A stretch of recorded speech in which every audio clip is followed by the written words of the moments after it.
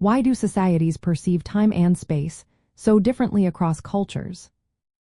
Imagine you are in a busy city in the United States, where everyone rushes to meet deadlines and values punctuality.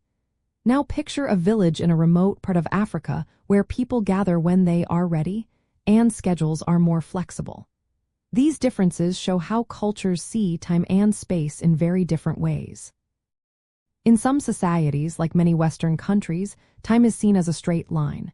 They call this monochronic time, meaning they focus on one thing at a time and stick to schedules. Punctuality is important because time is viewed as a limited resource that needs to be managed carefully. People plan their day tightly, and being late can be seen as disrespectful. This approach shapes work, social events, and daily routines. Other cultures, especially in parts of Latin America, Asia, and Africa, see time as more fluid. They follow a polychronic view, where multiple activities happen at once, and relationships matter more than strict schedules. For example, a family gathering might run late because spending quality time is more important than sticking to a clock. In these societies, social harmony and personal connections guide how they organize their day. Some cultures think of time as cyclical, meaning it repeats in patterns like seasons or lunar cycles.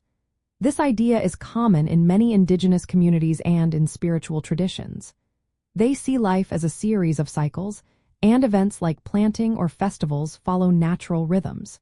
This contrasts with a linear view, which sees time as a one-way journey from past to future. When it comes to space, cultural norms also vary a lot. In some places, people value personal space and privacy, so they keep a comfortable distance during conversations. In others, close physical proximity is normal and shows friendliness and trust. For example, in many Western countries, personal space is respected, while in some Middle Eastern or Latin American cultures, standing close is common and seen as welcoming. Environmental factors influence how societies perceive space too.